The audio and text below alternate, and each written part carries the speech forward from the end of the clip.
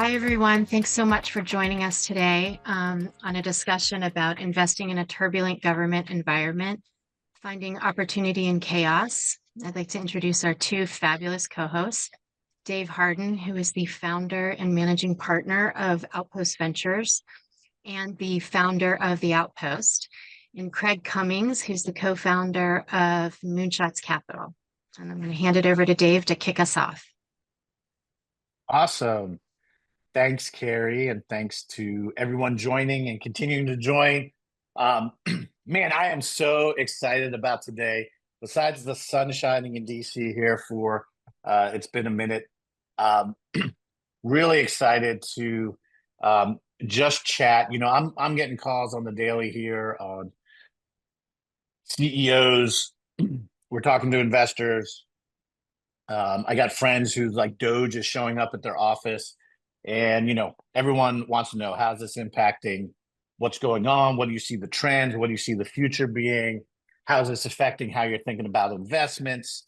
And so it's just a really interesting time, chaotic time. And so I think what's cool is I love talking about opportunity and chaos, which is the conversation today, and what we're seeing in the marketplace and the things that we're thinking about investing. I think it's going to be a super interesting conversation. I think I can think of no one better to join me, especially as we talk about opportunity and chaos, than my good friend Craig Cummings from Moonshots Capital. We've been um, working deals together for a lot of years. We've been friends and supporting each other in this space. And so the opportunity to have a fireside chat is just amazing. So, Craig, thanks for partnering up and doing this today.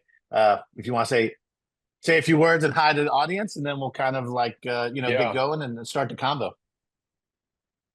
it's great to be here with you, Dave. It feels like a full circle from sort of early moonshots. You still like in uniform with that first, though I don't think you ever wore a uniform.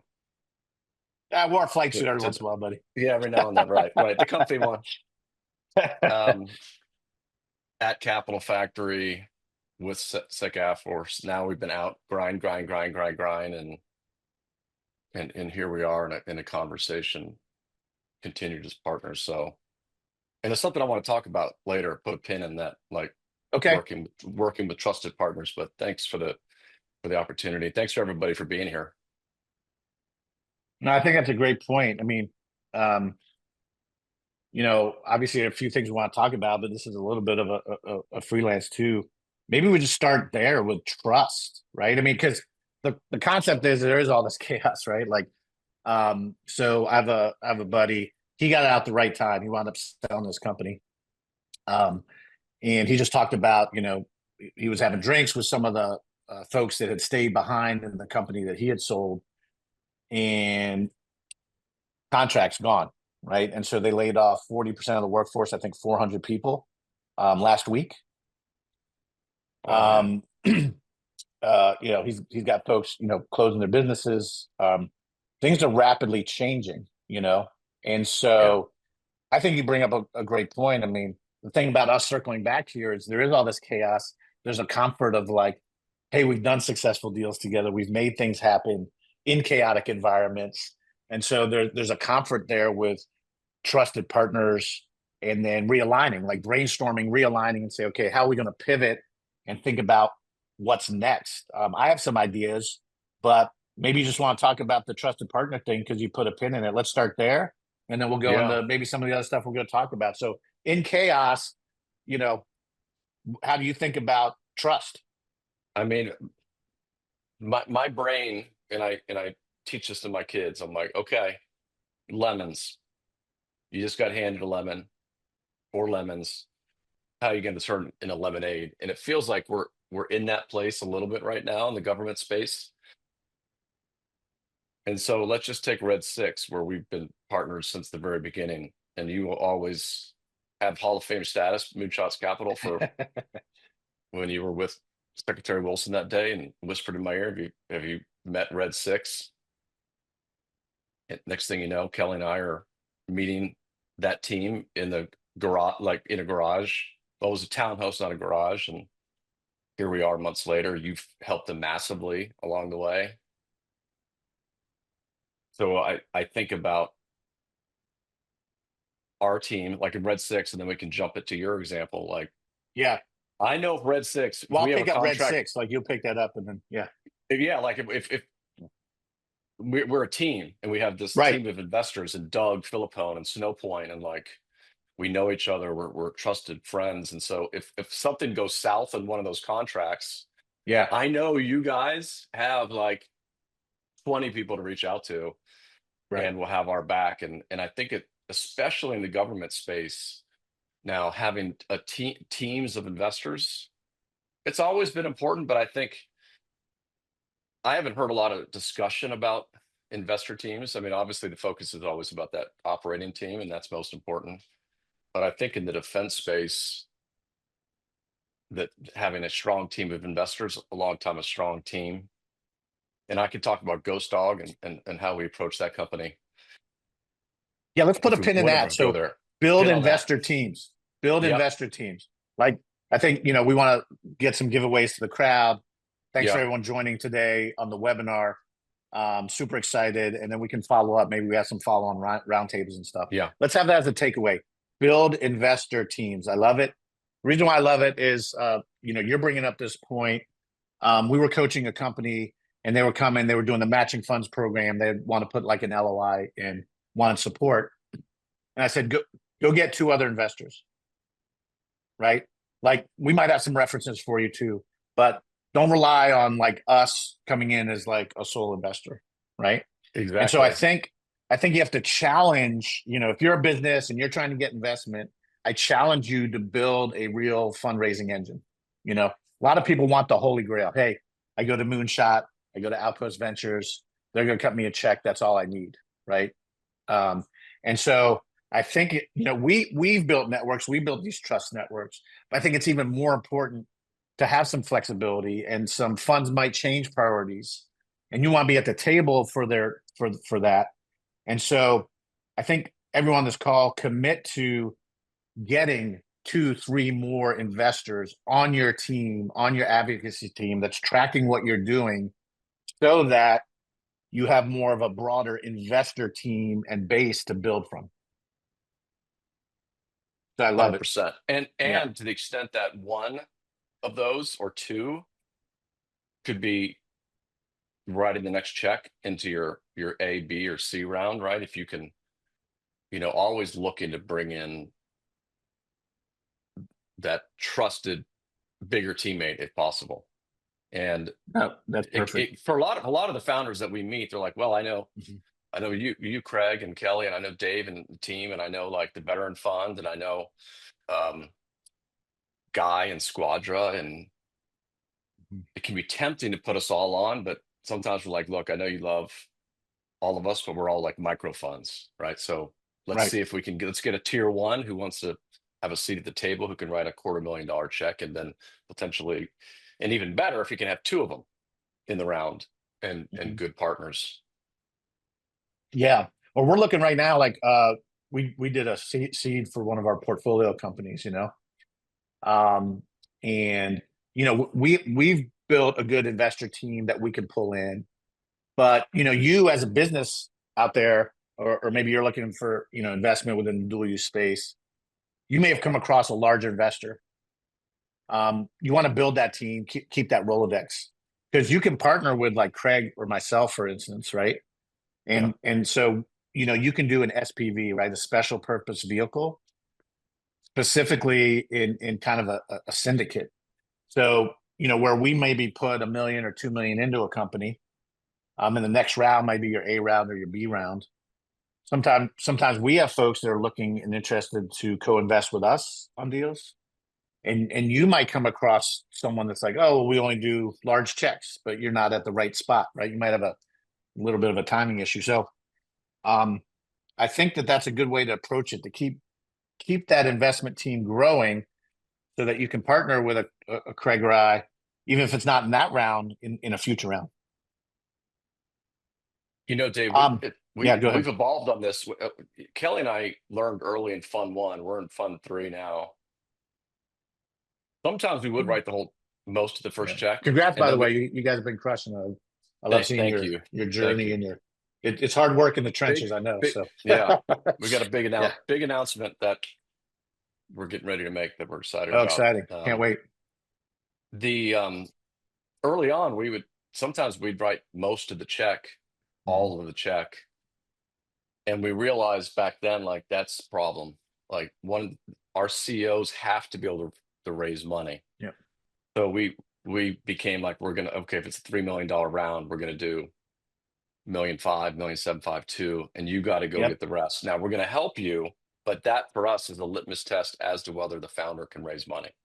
Founder has to be able to raise money. I mean, like, we've learned this through and I know you have the too, hard way. like, If you can't raise money, you're going to die, right? We have Jedi. We've had some Jedi founders who just know the tech inside out, but not having the business side, not being able to fundraise, and those have gone to zero.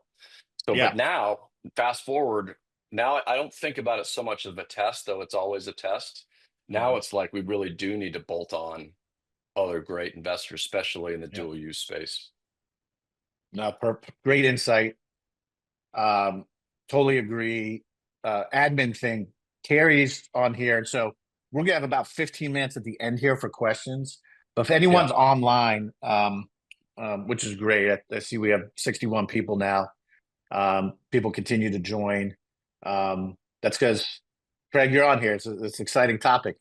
So glad everyone's joining. Put your questions in. As you're thinking about them, something triggers a question, put that in there, and then Carrie will kind of feed those to us at the end.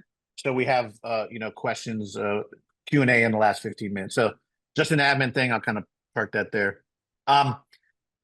Let's come back to the Red 6 story, because I like it, because I want to highlight another part of that. Oh yeah. It's fun for me because the genesis of that story was we had the vice president. We had launched AFWorks Vegas as an innovation hub. We'd gone out, met with a bunch of people, that type of thing. It was I think almost 2 a.m. pulling up in the Uber, like literally, like, here's the hotel, done for the day. It's way too much stuff. and I get a call, a guy working with me at AFWorks, love that guy. Tony's like, hey, you got to meet this guy, Dan Robinson, right? And I'm like, dude, it's 2 a.m. I am toast. Like, this is like the last thing on earth I want to do. It's interesting. I was pulling up into the roundabout, and this little voice in my head just said, Dave, put your big boy pants on and go have like one more meeting. So I cut the Uber now, go over to the Cosmo. It was like second or third floor. There's not a soul there. And I meet Dan, and Red 6 is back of the napkin, right? Hey, I want to do this, this, and this. I'm a F-22 guy, blah, blah, blah, blah. Did a family business, And so I said, what about this, this, and this? And we kind of redesigned on the napkin. So I looked him in the eye, I said, I'm going to help you, right? And help him get his first revenue, help, get the first investment, and brought you guys in. And so the Outpost helped him get the matching funds contract recently, $30 million 4-year contract from our advisory team, which was awesome. And so it's just been a great journey to watch. But I gave a keynote speech, and I'm going to tie this up kind of as probably my main point, and then hand it over to you for maybe a big point for the crowd. And that is, I talked a little bit about what makes companies successful. As you look at the Red 6 story, there's 5 factors I talked about: idea, team, business model, funding, and timing. So idea, team, business model, funding, and timing. And so I normally will take a vote, right? So, 3,000 people, I'll say, hey, raise your hands. Is it idea? Is it team? Is it business model, funding? Rarely do people get it right. So out of all 5 of those factors, you as the audience online right now, think about, which one's the most. Like, when we're investors, we always talk team, right? It's the entrepreneur. You need capital, right? But capital isn't necessarily like the driving element. And so in the research of all these companies and success, the number one factor out of all of those is actually timing. And it's super interesting when you think about that. And the simple example I use is like, oh, you just started a business and then COVID hit, right? And the business is about networking or getting people together. That's not good timing, right? And Craig, when you guys invest and we invest, if I invest in the products a little too early or it's a little too late, right? You miss the window. You lose your investment. It's gone. And what I found and what's cool about Red 6 and what's cool about dual use tech investing, and I'm relating this to the chaos that's right now, is you have some play in the market timing. Not a ton, but you get a little bit between the commercial and the military markets, you get a little bit of play. So Red 6 came out, big ambitions in the commercial market, right? It's going to do this, going to do that. But the reality is the maturity wasn't there in the commercial market. But the opportunity exists to get some R&D contracts for the technology, and the military was kind of ready for it, right? We had this kind of red air need that was getting contracted. You could drive down real costs and make it happen. And so this great trajectory happened on the military side, but guess what happened? During that timeline, now the tech's further down, revenue's coming in, fundraising's happening, but now there's some maturity on the commercial market. So now we're seeing it come back in that now there's all kinds of opportunities, right? And I won't mention number names, but there's a couple big commercial companies coming in. And you think about Uber Taxi, and you think about some of the applications that could happen maybe in the future for Red 6. So those become realities. So what that told me is now you have a play between commercial and government markets in dual use tech. And so when I think about Hegseth, that just came out with these new priorities, we've been looking at audit and forensic stuff, software, AI. Maybe we invest in that, right? There's more border and security, right? So look at those priorities, say, hey, what's the trend over the next 4 years going to be in terms of government spending? And then make a decision as a business that says, you know what, in the areas that we're in, maybe we have to focus a little bit more on commercial and really get that revenue stream, get our product further down the line. And then we're going to circle back in 2 or 3 years within the government space, or vice versa. Maybe now with the shift in priorities, you have a holy grail to go after in the military space, go all in, get that tech down the road, get revenue, use the investor money, and then come back into the commercial market as it makes sense. So I think what's unique about dual use tech investing, unlike other investments, is you get to play with this timing thing just a little bit. And so that my second takeaway to the crowd is analyze and leverage timing of your business and your product as it relates to these two markets. Craig, any thoughts on that before I hand the conch over to you? No, I mean, I think it's an excellent point, Dave. There's so many ways to riff off of that. I think founders listening to you there might say, okay, I'll drink all of that, everything you just poured me, but you have to be mindful that you have the cash in the bank for that little bit of wiggle room that you described, like needing this, maybe the space where you can toggle between the two, which gets to, most founders on the call will have heard us say 18 to 24 months runway. And now we're like 24 to 36 months of runway, especially among dual use companies where we know that there's this valley of death. So we're extending that runway to provide that flexibility that you just outlined. Number two, you talked about the commercial opportunity. And when we reflect on our dual use investments, with the exception of Ghost Dog, which has a commercial opportunity, which actually is growing, sometimes the opportunity in defense is so massive that we can get comfort with, okay, we're focusing on, let's take Red 6. The idea was big enough to be a program of record. That's a big deal. I know a lot of technologies can say they have a line of sight to it, but that was very real, the program of record potential. And almost anything else distracting from program of record would be like a bad use of time. But we also knew always out here was this commercial opportunity. And so every time that we invest in dual use, we're looking at both opportunities. We don't want to create a critical dependency, as is kind of like you alluded to with the company that's experiencing that canceled contract. With Dan, you're right on the timing, and we could tell you stories on where we didn't get the timing right. Yeah. And We all but got those Dan, battle and scars. you know, our we invest in, our tagline is we invest in extraordinary leadership. Yep. Boom. That's the investment Mhm. philosophy. Kelly and I, West Point grads, Army vets, both intelligence officers.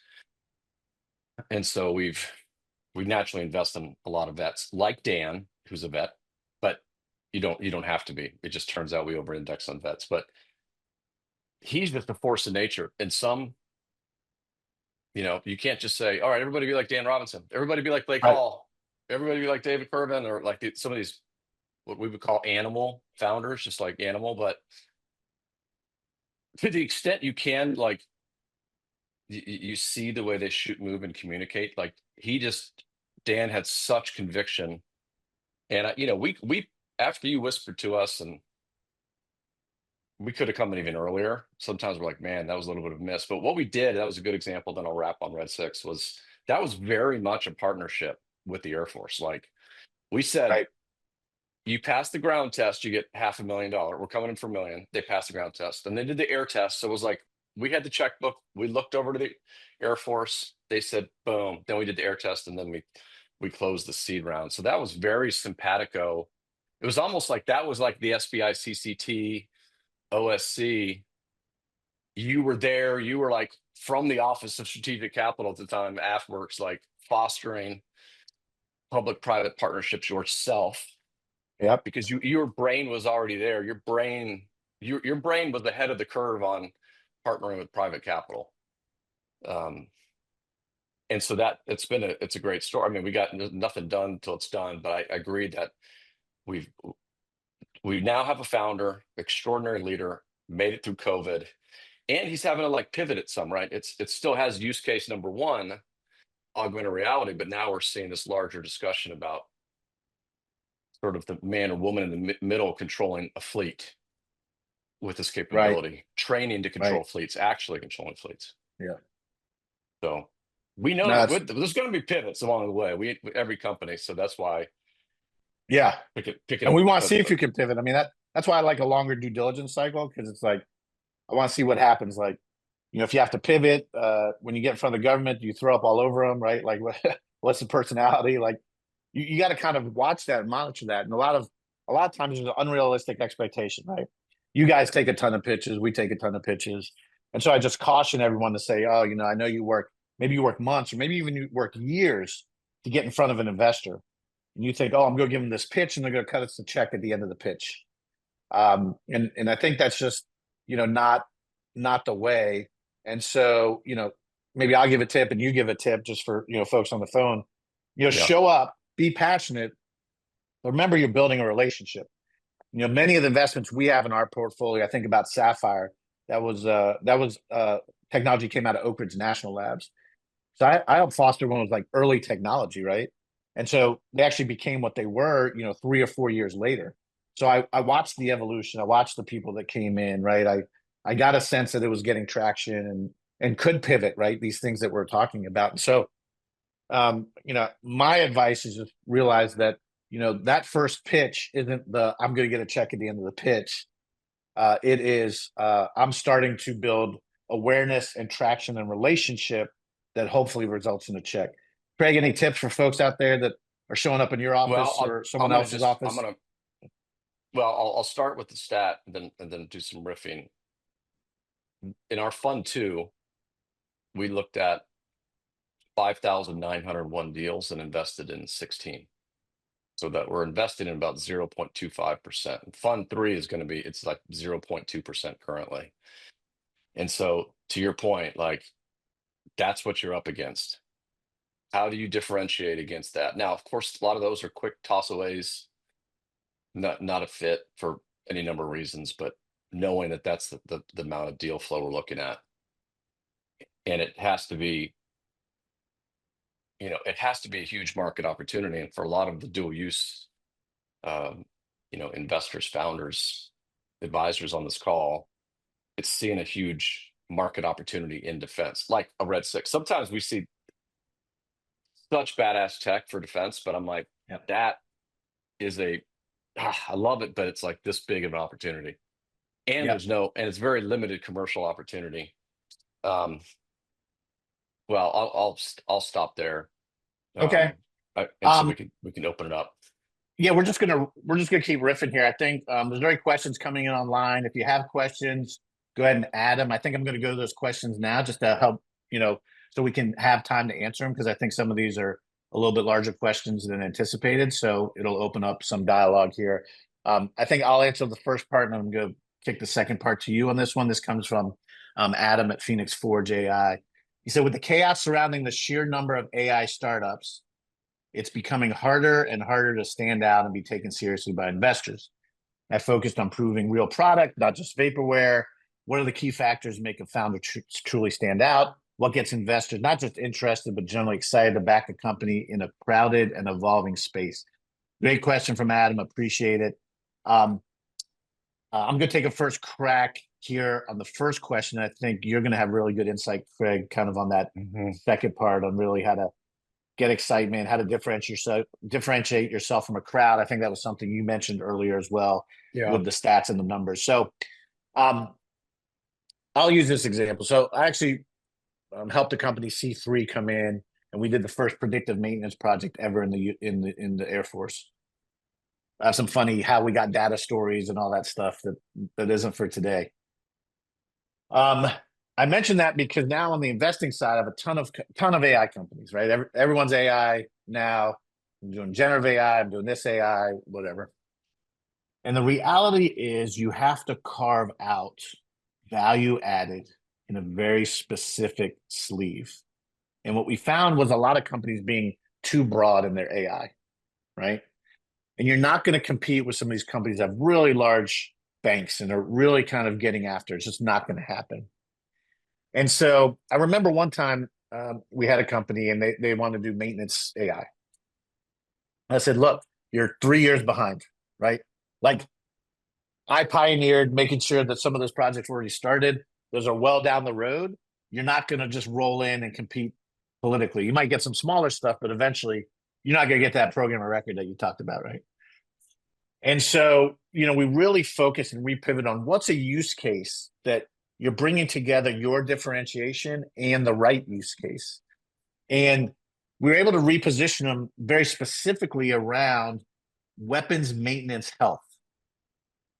Like it was like bringing their AI down, because they could partner. They already had some scientific equipment companies that at the end of a mission could plug in, and they weren't able to get the data before, but now they could get real-time data. They could save a bunch of money on that. And so it was this very niche thing, but it was so specific and so on point for the value that they could carve out an expertise there. Now, you could grow into something else later, but you got to grow and really show that the operator gets it, a customer wants it. We solve this very specific thing. And that's always my recommendation to AI companies is how do you find that niche that you add value on, that's not like, oh, we're AI for everybody. So that's my advice. Yeah. Craig, what advice do you have on, in a crowded space, how can Adam and other people get investors excited about their product? I think AI is almost sort of implied nowadays. I mean, both sides of the table usually will say, "Have you thought about AI?" Yep, that's something that we're thinking about. And so right now, and this gets to the earlier points about teams and networks, but like when we see a dual use company where the founder, like in your example, has found this very specific use case and says, I already have an LOI. I'm already talking pilot. I have letter of support, December 1, and these data points of actual customer intimacy that are showing the demand signal. Because, the investor, we don't want problem looking for, or solution looking for a problem. And so I think now, and this goes into the larger, this chaos discussion, these relationships inside the government are super important. And I know we always kind of back ourselves into the importance of relationships inside the military or out, but there's a discussion we could have, Dave, about the senior decision makers and then those middle management champions. But having strong relationships in place, trusted relationship with government champions, super important on at least for us in the diligence side, versus like, hey, I know this product here is gonna be great for defense, and here are the use cases. It's like, okay, but who have you talked to about this? We agree, we like what you're building, but who says they want it? Right. That makes And sense. and I do like the way you focus that company, because what happens with AI too, like, well, you could use it for this use case, you could use this use case, you could use this, boom, boom, boom. Next thing you know, it's like you're doing everything and nothing. And so what is the lowest hanging fruit?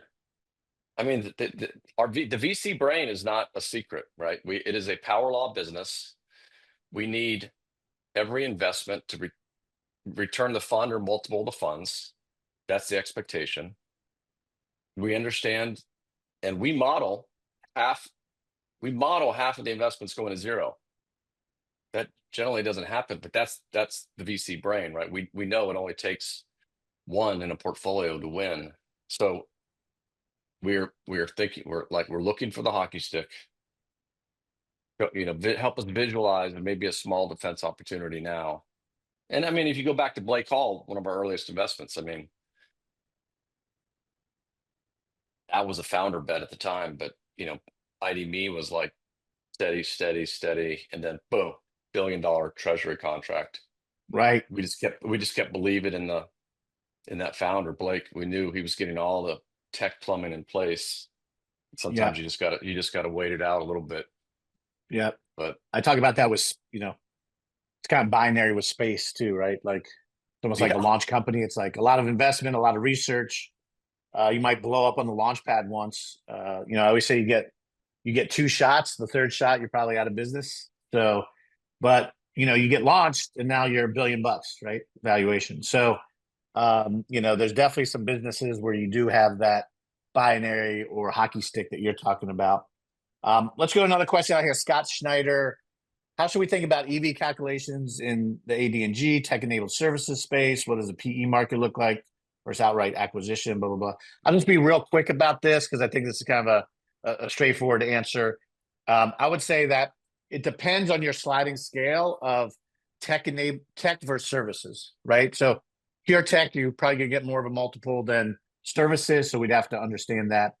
In general, I would say you wind up, typically in the marketplace, either EBITDA or top line, and that's where your multiple is going to be 9 to 18x, depending where you're on that sliding scale of services versus tech.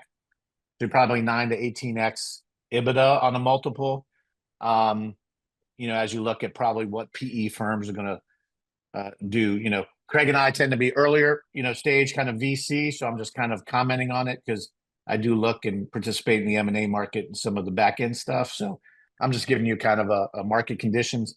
Happy to have a separate conversation offline, but typically that's what you're going to see. So hopefully that answers that question. I'll let you take this next one, Craig. It says, I work on the DoD BD side, getting requirements and support in place. Seems to be a chicken or egg thing these days because, you can't get meaningful demand off the DoD, without kind of seeing funding, and the VCs don't want to commit to funding without the DoD interest.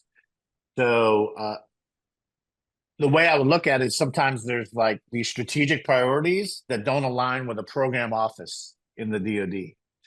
So the DoD might be saying, hey, we're doing it, but we don't have a big bucket of funding.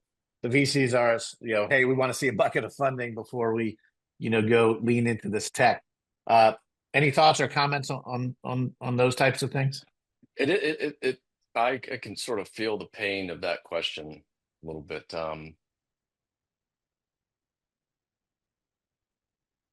I mean, it makes me this a little bit of a pivot, but one of the challenges, like let's say for the hardware companies out there, and they come to us, they're early, and our brains go, oh, capital intensive, like we're going to get washed out of this deal because we don't have the wherewithal. Right. But like they got to raise seed capital. but we need the tier ones to be coming in early, but the tier ones generally don't want to come early. And so there is a little bit of a it's difficult right now. To answer the question, I mean, the tier ones, it is a little bit of an impossible. Like, they got to see the big opportunity, because they have to. I mean, if you look at tier one VCs, I mean, the micro funds can, $150, $200 million exit can be spectacular, but not for a tier one. It's like kissing your sister if it's a. So they have to see that there's a lot of money behind it. If you look at, probably Saronic, maybe the best example right now, is that the demand signal on, basically we need to build this new Navy,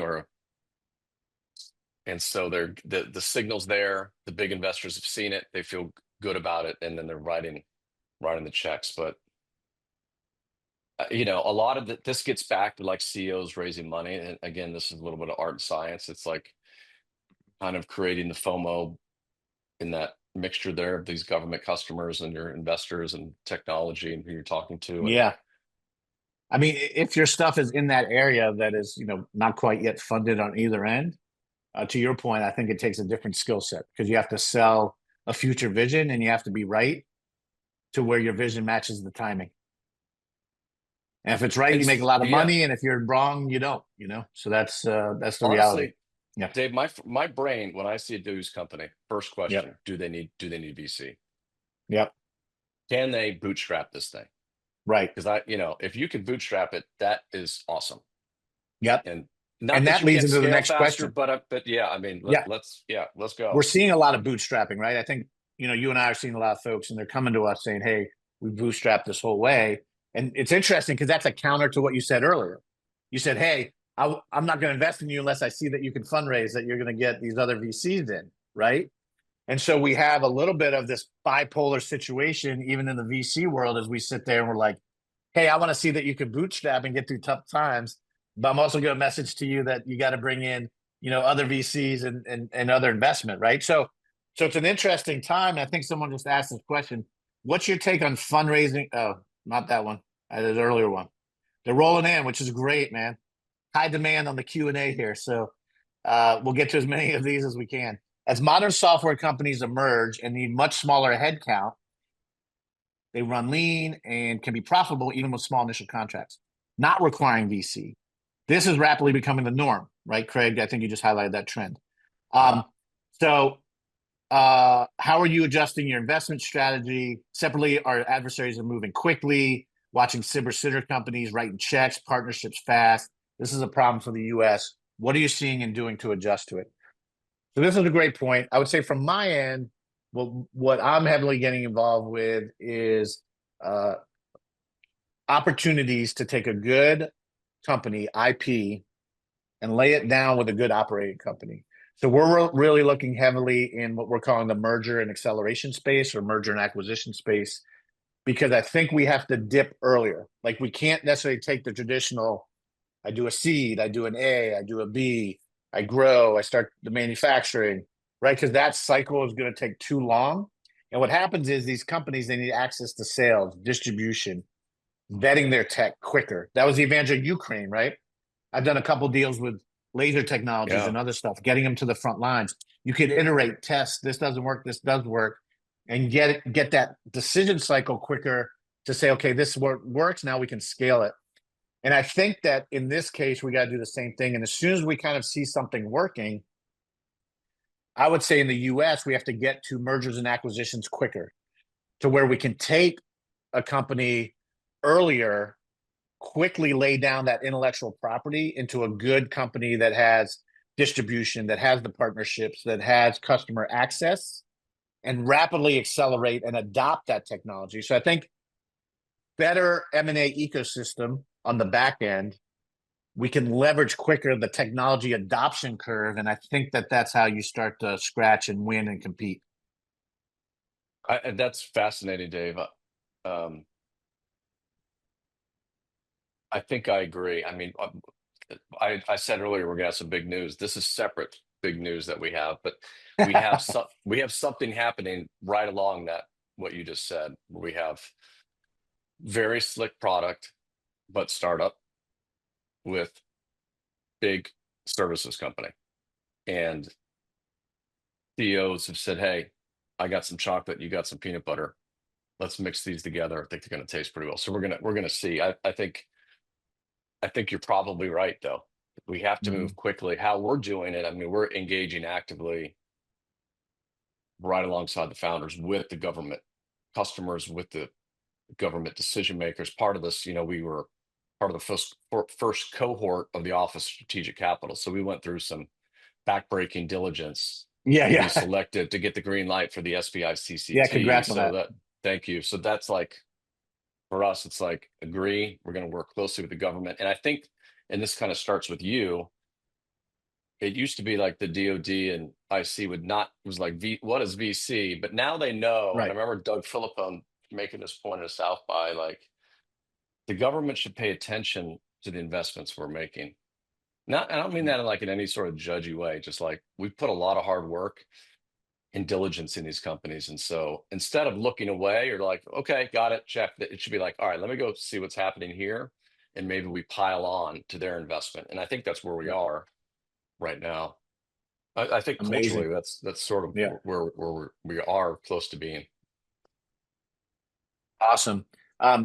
This might be our last question we can take. I think, Carrie, we had 45 minutes. Is that correct today? Yes, 45. Okay, awesome. Hey, we have a portfolio company, Electra. They got a StratFi, doing well. I think they got about 2,000 pre-orders. Craig, I know you've Awesome. invested in some companies that got StratFis too, right? I mean, Yeah. obviously you're invested in Red 6. Ironically, a company Outpost, didn't they receive a StratFi? Yeah. Yeah. But that cracked me up when I was down at dinner and As long as you guys have put them up. both have good reputation, everybody wins. We're So we're right. good. Yeah, Keep everybody it wins. up. Yeah. So we both invested in StratFi. So this question is, what's your take on raising pre-post StratFi? If you're pursuing a StratFi, VCs will tend to wait and see if you get awarded. So the StratFi might actually be a blocker to a raise, despite being a great opportunity. Here's my Well, quick answer. I'll hand it yeah. over to you, Craig, probably for the final words, and we wrap up. First of all, the topic today is chaos and opportunity. Opportunity and chaos. They can both exist kind of at the same time. And so, what Craig and I talked about is that get a trusted team and that fundraise, keep expanding that fundraising team and investors and folks that can support you through this. Look at your business and think about timing, right? And how you can leverage timing either in the commercial or the government market. So those have been kind of our big, I would say, takeaways today. And this applies to the StratFi. And so ABF, always be fundraising, right? That's the rule. And so whether it's a StratFi or not, yes, you can raise against it. But what I would say is this. A couple of times we've leaned in. And so, yes, it can take a while to get the StratFi. So you're raising, you go do your capability development package, you submit it. Man, we don't find out for 4 months. Man, it takes another 3 to 5 months to get the contract, right? So all of a sudden you're like, hey, this was last year's news and I needed that money, 6 months ago, right? And so it's a great opportunity. It does drive an outcome, but it can be a time blocker. But I would say this, if your opportunity is exciting enough, I'm going to cut a check. I can only speak with me. I'll let Craig. So No, we've had situation where folks are qualified and we've leaned forward. Like our thesis, Outpost Ventures thesis, is solely around the matching fund program. Okay. Like that's kind of our bread and butter where we bring in our investors right before the government money hits. But there's been situations where I know they're on a path to qualify. And the timing worked out that we came in a safe round, right? We came in a pre-seed, knowing that we had another year maybe to even get to the matching funds. And so if it's compelling enough, and if I go back to that trusted journey of we know the path you're on, we're going to come in earlier. And so I would say it's actually not a blocker, but you have to attract that money. You have to be the right opportunity to attract it. If you're not, you're not going to get that money until you show you got some revenue in. Craig, what are your thoughts? And I'll wrap us up today. Yeah, I think that's pretty spot on. I think obviously StratFi it's kind of like a cherry. I'd say big cherry on top, but you still have to the full cake, and the team, the opportunity, and the and in our case, we have to have the network to be able to support and help those founders. On the Outpost StratFi, I will tell you real world information that because of this chaos, because of credit cards frozen, travel frozen, we got word that one of the government matching checks is not coming. And it's like, oh, okay. Because that unleashes the match. And now it's, instead of minus 150, we're like minus 600K. And so even now it's like, okay, StratFi is great, but it's not, those things are they're not like hardened contracts. They're still, there's trapdoors out. Their intent, right, is to fulfill that commitment, but it's not a done deal. Certainly it helps though. And I think, you have to be excited about the deal. I mean, that's, for us, it has to be important, and it has to be, I don't want to get bleeped out, an FES. And that's when we pull the trigger, whether there's a StratFi or not. When we invested in Outpost, there was no StratFi. We weren't even talking about StratFi, Right. at the time. But lo and behold, So, they win it. Craig, I think your message is just be a good investment. Yeah. Be somebody that we want to do business with and invest in, and that will always shine through. We hit our time. This has been fun. We got to do it more often. I can't believe it took this many years to actually have a good convo here. We had a great crowd online. So we'll wrap it up here. Want to thank everyone. Enjoy the sunny sunshine if you don't have it. Thanks to the shout outs online. Appreciate the discussion, Craig. It's been great riffing with you today on our kind of fireside chat. And come visit Craig in Austin, Moonshot Capital.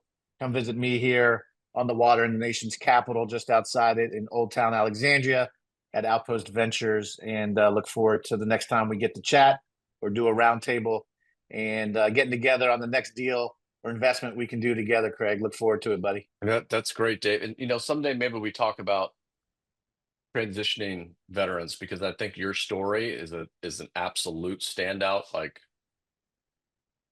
very few sort of one step into to where you are in terms of success and what you've built. And so there's a discussion that would be helpful to a lot of veterans around how you did that. And I can tell my own journey about quitting the Army in my 17th year and how that worked out. It worked out. Amazing. No scandal. Yeah, it worked out really well. But for both of us. You know what I mean? Anyway, yeah, moonshotscapital.com, Craig at Moonshots Capital. If you see something I got to see, we look at everything. We look at everything, and thanks for everybody for being here and for what they're doing. And you too, Dave. And thanks, Carrie. Amazing. Yep.